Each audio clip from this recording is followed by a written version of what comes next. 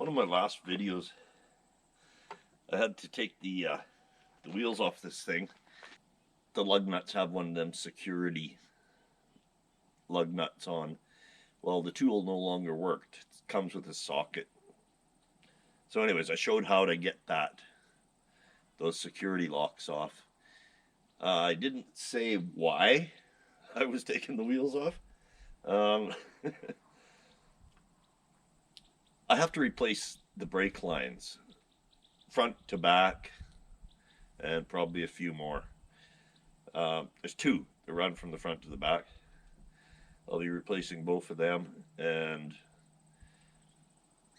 the sun is killing me. And maybe the back ones as well. What it is we live in BC. They use a lot of salt on the roads. For some reason, Toyota coated their brake lines with this plastic crap, but they didn't do the ends. So the ends of them are all rusted out. I was going down the road, hit the brakes, and blew a line. I'll get more into that later. I'll just want to show you this new tool I got and how it works. So I did a little research, or as I call it, book learning. Those brake flaring tools, I seem to remember in the past I've tried to use one once, and if I remember right, it wasn't easy. About half the time, maybe, if that, it actually worked properly. So I looked around online. I found a tool that I think is better. I've tried it once and it worked great, so try it again. I'll show you how it works and what it is. Now, you might not be interested in making your own brake lines, but well, who knows, you might one day. The reason I'm doing it, well, there's multiple reasons, but one is to save money. The other is that you can't find anybody up here to do anything. And seeing as how my truck is kind of sitting there stationary, I can't even get it to town unless I put it on the trailer. So the cost would be incredible. Not to mention anything you do with brake lines is not cheap. So cheaper just to buy the proper tools and do it yourself. Is it as good? Well, we'll see. Okay, so this is the line I bought. It's steel line. I was going to go for copper brass because it's easier to bend and it won't rust. But all they had here locally was steel. However, it is coated with some kind of plastic crap that's supposed to make it easier to bend. Well, maybe not necessarily easier to bend, but less likely to kink, we'll say. Anyways, I put one end on, and I did one flare just to see if I was going to be able to do it. So now I'm going to bend this up in the direction I think it's supposed to go, and we'll put another end on and do another flare and see how that works. Now this kit type thing, I ordered it in all separate parts. I got it all over the place. I had to climb mountains, go up over hills, valleys, everything. I even had to go as far as Amazon for something. Anyways,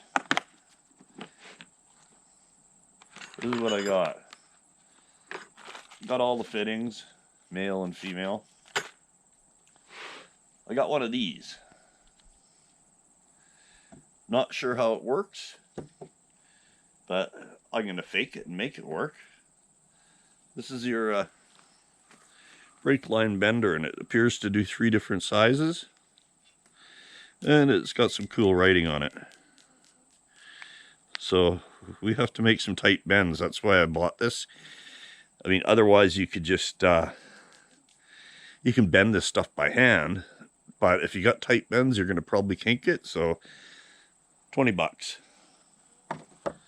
But the cool thing is actually this. Made by Capri. Okay, so the handle easily comes off. You can put this tiny little part in your vise and just use it. Or you can use it with the handle. But, I mean, one of the cool things is it's so small that it'll, you can do brake lines while they're on the vehicle still. And this thing, it kind of leaves no room for error. You have to probably buy different dies, because I bought the 3/16 and it just comes like this. So you might even have to buy the whole thing with different sizes, but for the most part 3/16 is what you'd probably be using. And it's got this little bolt that goes in the end. It's got a couple of threads on it and it just goes in. So let's we'll come back to this. Let's maybe cut this tubing. There wasn't much left of the old piece of tubing, so I gotta just kind of guesstimate on how it's gonna go. This tubing here, yeah, it's $25 and you get 25 feet. So 25 feet is gonna go a long ways. Doesn't matter if I mess some up. I'm thinking I'll cut it right here. This thing here too. They had bigger ones, but I thought, well, look at that tiny little cute one. Now this this cutter it will work down inside tight areas better and takes up less room. That's the reason for the tiny cutter. So you put it on just snug. Oh, and I'm not a professional, so I could be wrong. Maybe go around once, tighten it some. Let's go around twice. See, if I was cutting copper and brass, it would even cut easier than this, obviously.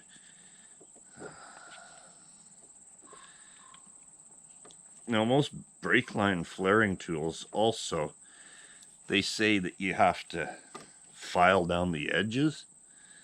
Well, this one you don't have to do that.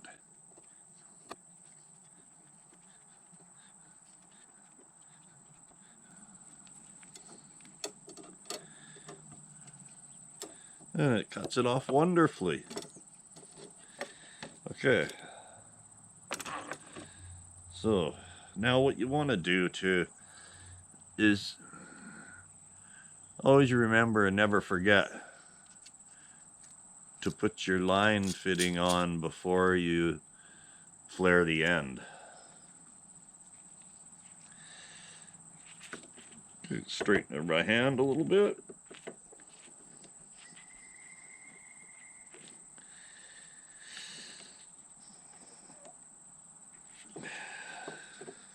Good enough.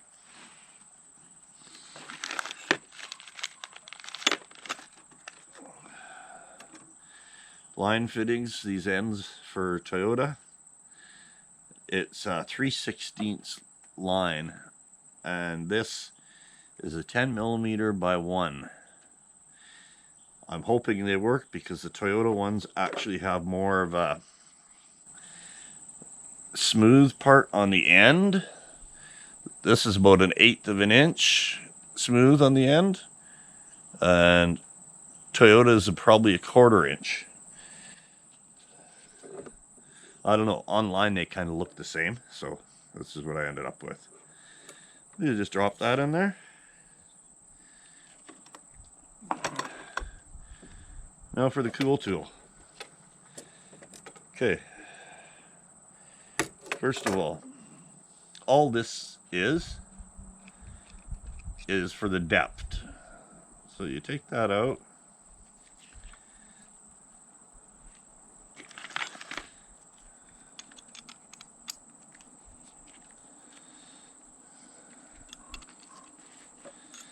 Loosen these off.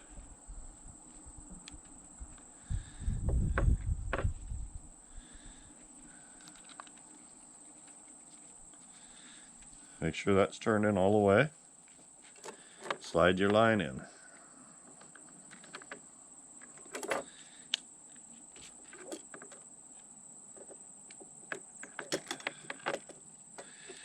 And not only it hits there, but you also has a little window that you can tell it hit. So now you keep your line tight in there. You tighten these up. You want to kind of tighten them evenly.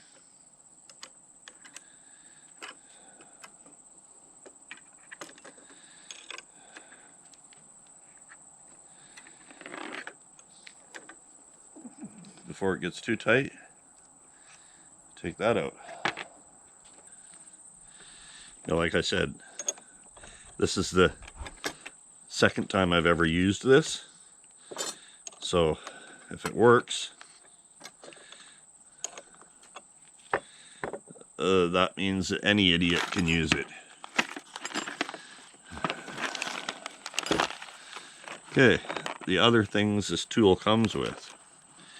Comes with special punch grease. Do not eat. Now this punch thing, it has OP1 with a little arrow. That means Operation 1.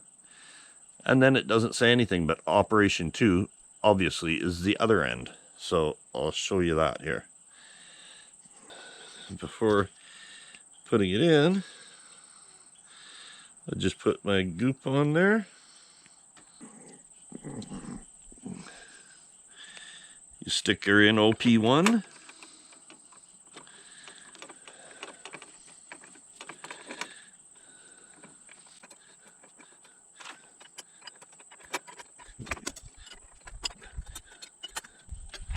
Now this it's not difficult to tighten.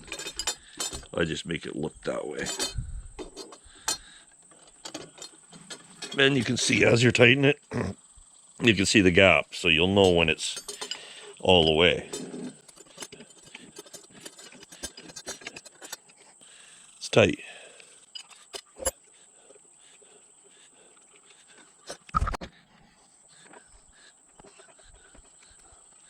Now we're doing OP2.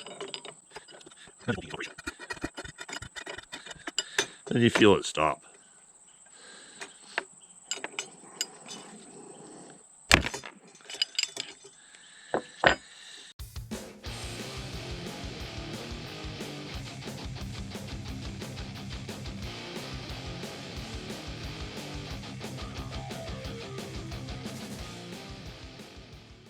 And what do we have? We seem to have an awesome end.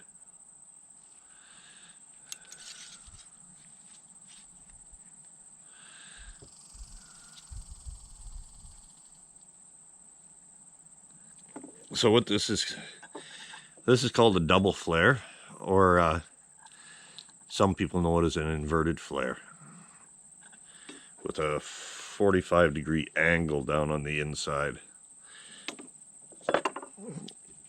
What do they call that? Double? Maybe, yeah. Okay, now, this is somewhat the shape I want, but not really. Let's see if I have that. I want a 90 right here.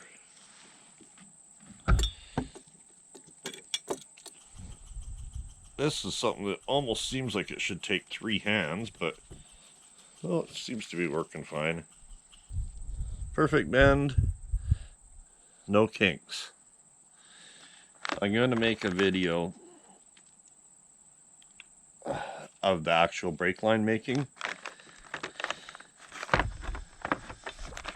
but I wanted a separate video just to show how this thing works.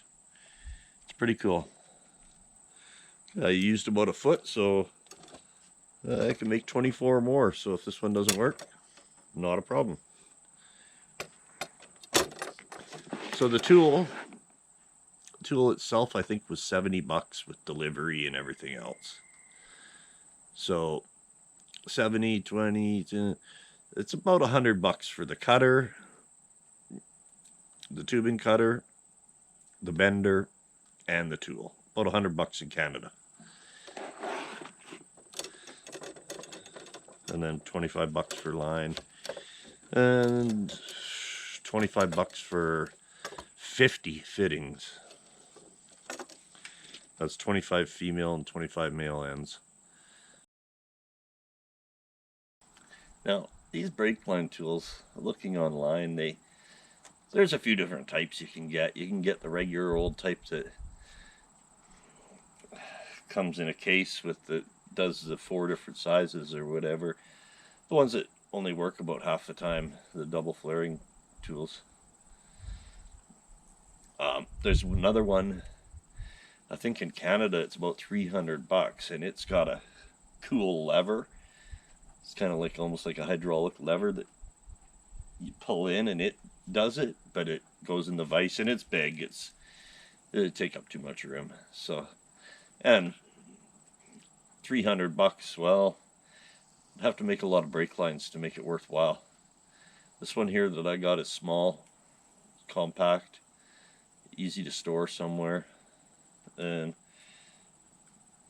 for the amount I'm going to use it, it'll work fine.